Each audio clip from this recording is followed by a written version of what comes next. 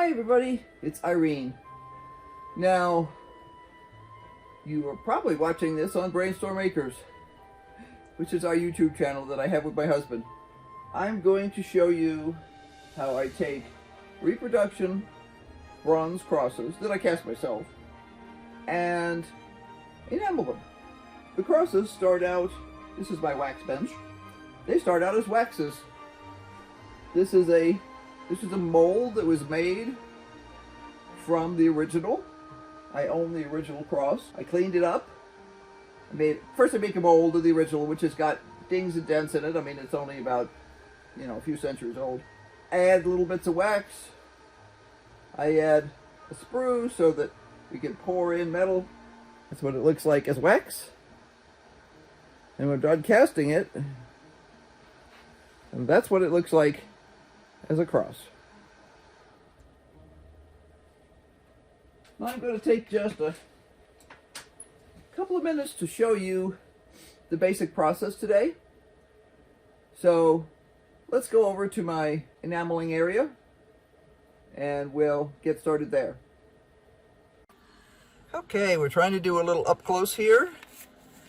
These are the bronze castings that I make. They're actually copies of period pieces. And once I've got them cast, I get them all cleaned up like this, and then I can enamel them. This is the enamel I'm going to use. Enamel is not paint. This type of enamel is the kind of enamel that was used during the Middle Ages and way before that, as a matter of fact. The Romans had it, and I'm not sure how far it goes back before the Romans. But it is ground glass. So it is finely ground glass. Here I've got it mixed with a little bit of water, and I'm simply going to put it where I want it to be in my piece. To get my visor so I could see. That's always a good thing. Being able to see, that is. That one's messy, but I'll clean that up. I usually try and get them so that they're perfect without having to clean them up. Doesn't always go that way, of course, especially when you're filming it. I could do this 10 times, and if I'm filming it, it'll be the one time it fails. But that's normal.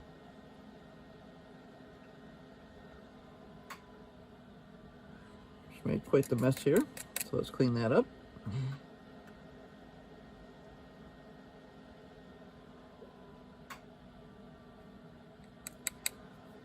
The nice thing is you can fix it. It's easy enough. So let's make this nice and tidy now. All I'm doing is taking a combination of water and the ground glass enamel. I'm putting it exactly where I want it to be on this cross.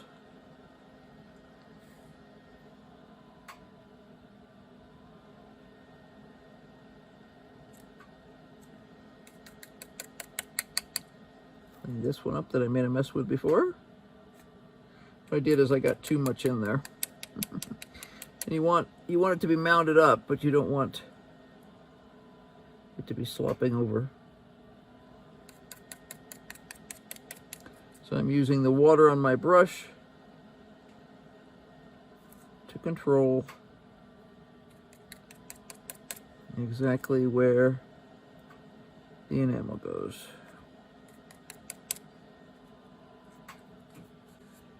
Now once I have it like that, I'm going to look at it sideways because it's easier to judge exactly which piece is higher.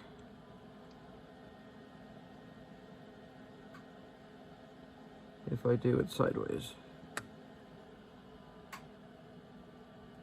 I want them to be approximately the same height so that I will know that there's approximately the same amount of enamel in each piece, each section here.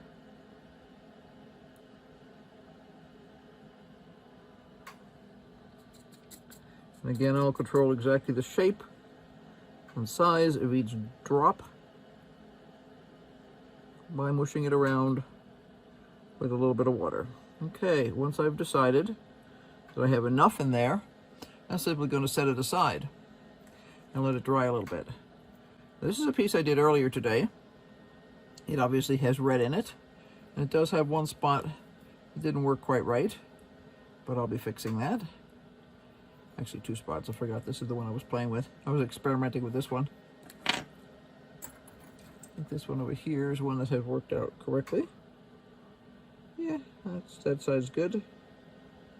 And that side I needed to clean up. Ah, yeah. Okay. This one is one I was working on before. These are double-sided, some of these. This particular style of cross, we call it the ubiquitous cross because it's found literally by buckets, loads of them in Great Britain, but it's found all the way across Northern Europe, as far east as Scandinavia. So we don't know. I think there's one in the museum in Warsaw too. No idea what they were used for. My guess personally is they may have been used for the bottom of rosaries. Here again, I'm going to do the same thing. This one, just going to fill each one of these cells with an enamel water mixture. Now, why the water? Well, the water lets you control it, basically. I can't lay this one down because it already has wet enamel on the other side. So I'm just going to simply hold it. I'm going to brace my hand against the workbench, and that will give me the control I need to put the enamel where I want it to be instead of all over the place.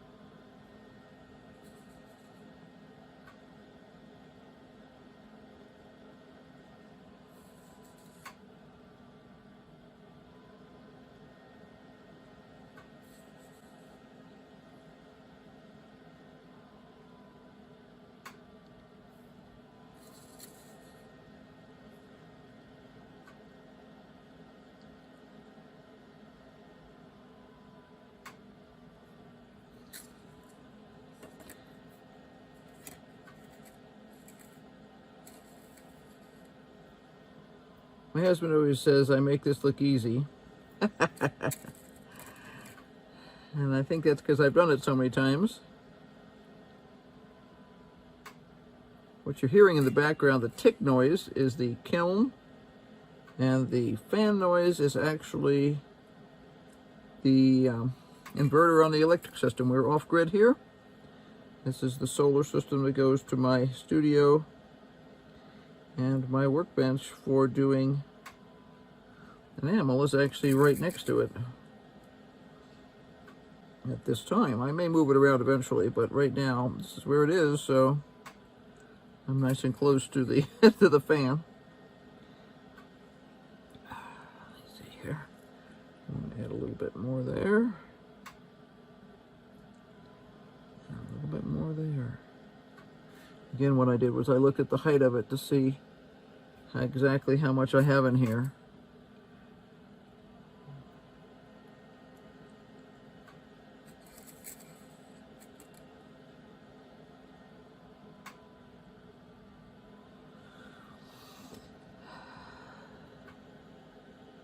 Okay, it now has enamel on both sides of the cross. And now I'm going to sit this on what they call a trivet, which is simply a little metal guy like this. And I'm going to let him dry for a while.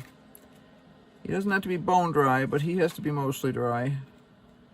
And see, by having a triangle sort of a shape here, I can set all kinds of different shapes in and balance them.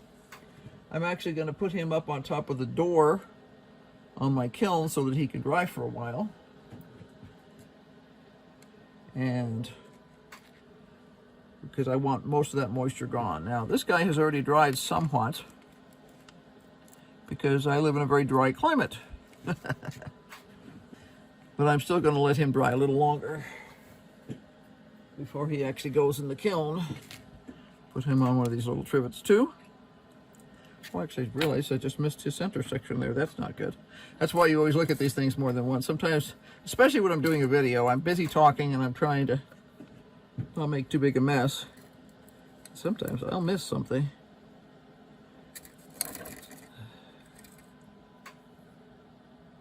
Right there. He's supposed to have a dot there too.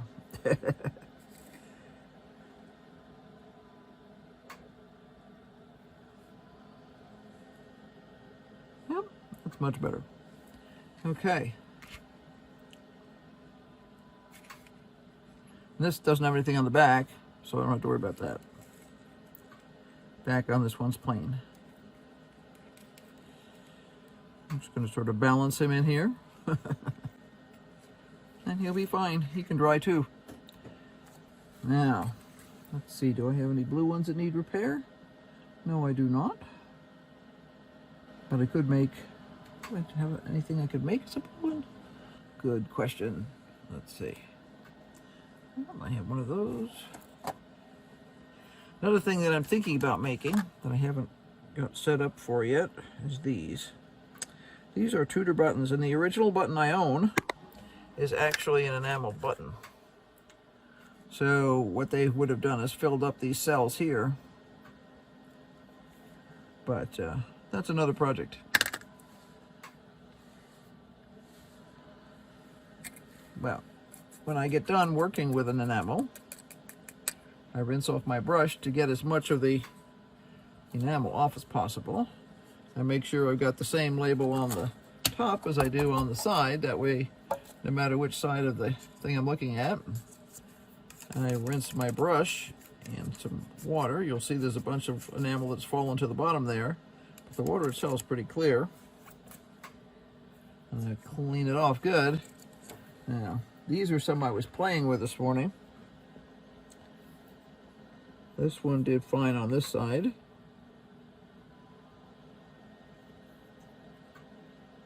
But this one over here didn't do all that well. So sometimes it just doesn't come out the way you want to. This was when I was experimenting with this morning. And he's got a really low... This cell here is not quite deep enough. This cell here I already cleaned out. So what I can do is I can get my red enamel. You know, sometimes these come out right the first time, but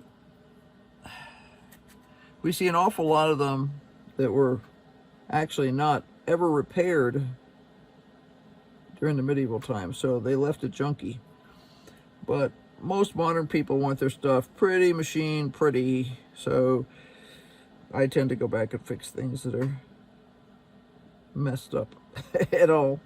See, that just fixed that up really nicely. It's still not going to be machine pretty because it's still not going to be identical, but I figure if people want machine pretty, they can go buy it anytime. They can't go buy handcrafted oil anytime. So that's the way this goes. And I'm going to use a brush to actually pull the moisture off of here a little bit. I think you'll probably be able to see it. It will go from really shiny to less shiny when I touch it.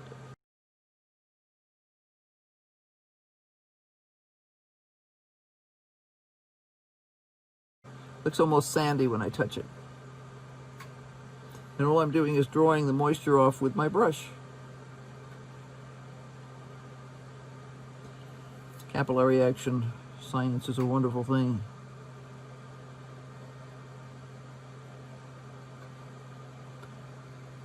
There we go.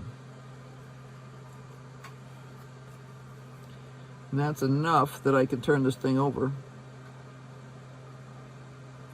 and not have that enamel fall off. Now this one here, I'm experimenting with to see if I can make it work or not. I used a graver, which is this guy here, and I made what they call wiggle work. See that roughened area there?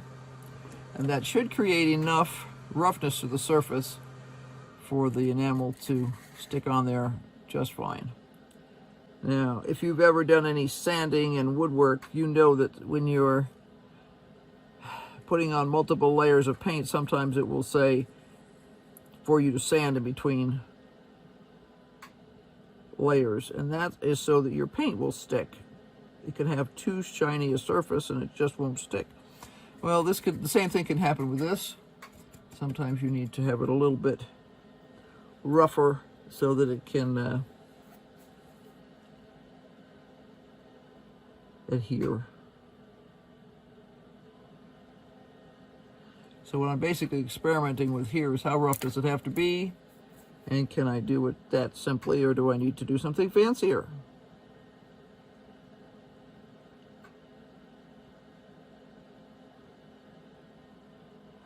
Now this one that I just did here is going to shrink down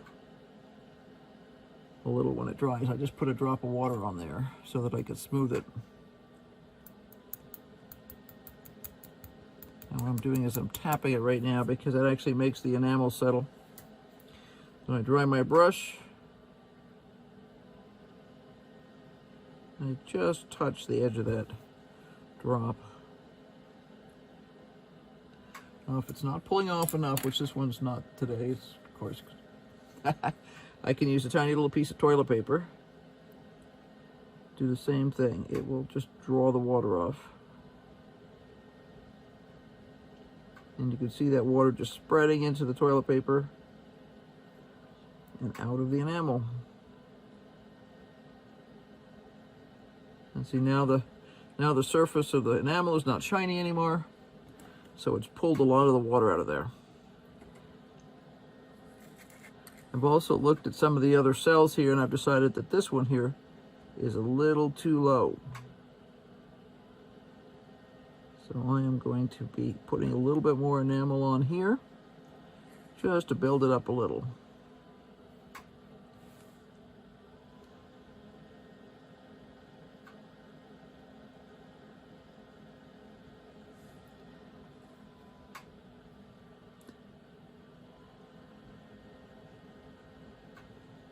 Okay. If I tilt my container that has the enamel in it, I can control exactly the location of the water in the container and use wetter or drier enamel, depending on what my goal is. And that's exactly what I needed to do.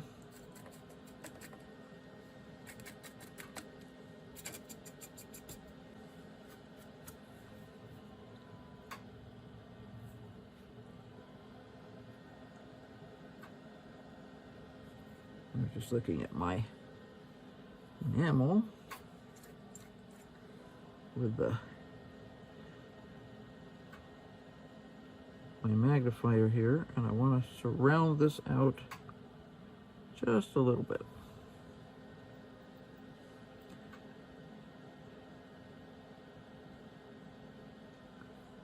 Okay, now I'm going to sit this guy on a trivet and we'll let him dry too. Okay, this is my kiln. You can see the electric system is behind it.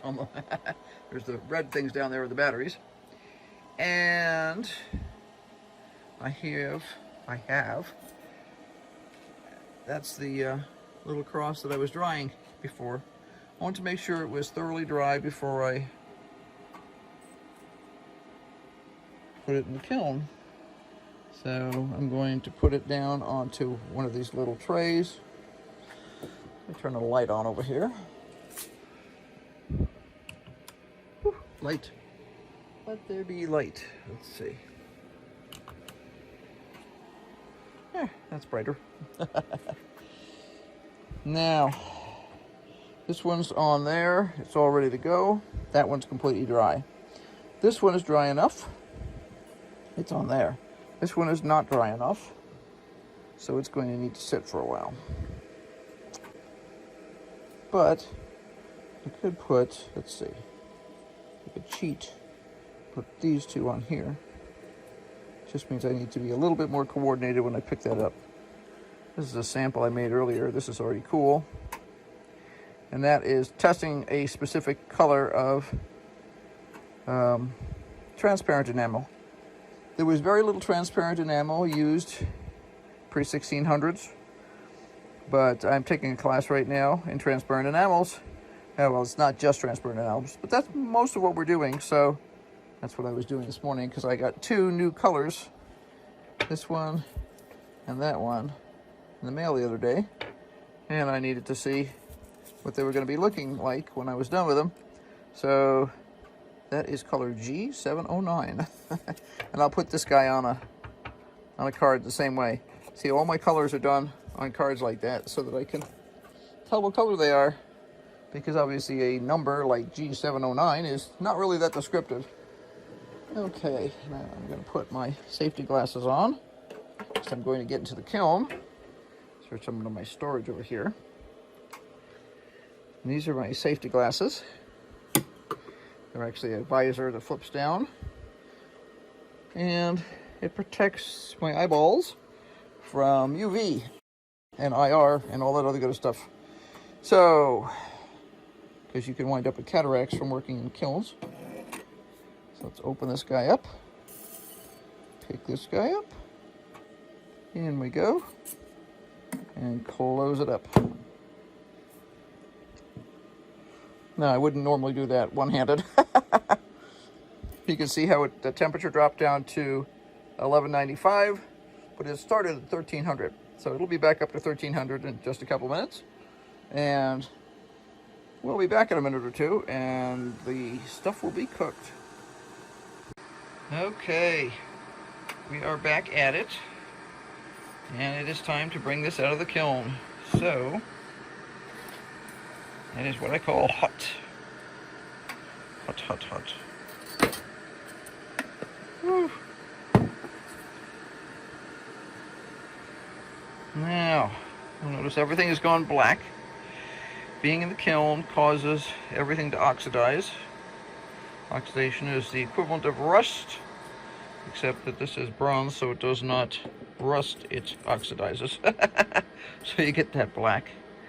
I'm going to move everything that's been recently used over here so that I keep my hot from my cold. These can be put on here to cool quicker. And so this one I'm going to allow to cool sitting on there like that. And we will need to wait. I normally wait usually a day at least to make sure that everything is solid before I start to polish it, because sometimes the enamel pops off, at least in parts. And if just tiny little pieces pop off, you can polish it up, but if big pieces pop off, you have to start over again. So yeah, that means that when I sell these, they have been super stable and they're very happy with their little home living on their on their bronze, and it just stays there. So yep, that is how you enamel a reproduction cross. Now in period, prior to the Industrial Revolution, this would have been some sort of a oven, but fortunately today we are blessed with an industrial oven that is easy. Well, I hope you found this interesting. It's very unfortunate that enamel in the English language usually refers to paint. And while paint enamel is pretty cool stuff, it's not the same as traditional historical enamel. There are still a fair number of artisans out there that use enamel to create amazing artistic pieces of jewelry and sculpture and wall hangings, all sorts of things. But it is less common than paint because it takes more equipment. I won't say it takes more skill, it takes different skills. And unfortunately, a lot of times people are like, well, why should I pay extra money for that? Because you just painted it. No, I didn't. I cooked it. We hope this gives you some insight into how real enamel jewelry is created. In this case, something very simple that would have been used probably as part of a rosary somewhere between, I'm guessing, 1200 and maybe 1600. I don't know. I don't actually, the problem is we usually find these things as what they call occasional finds. In other words, somebody lost it. So a lot of times it's found by metal detectors, and it's not in a context where you can tell how old it is. I will continue to look for more solid information about the exact time frames of this, but for sure it's old, and personally I think it's pretty cool. So hopefully you thought it was cool too. And until next time, be sure to like, subscribe, hit that notification bell, because we're going to be doing lots more. I've had a bunch of requests from some of my friends who do historic reenactment to do short chunks of a class that I usually teach. I'm going to do it because I think it's interesting. I think it's the kind of thing that people who have any kind of history interest would find interesting. And yeah, so that's one of the things we're going to do. But meanwhile, I need to go water the greenhouse. So until next time, bye.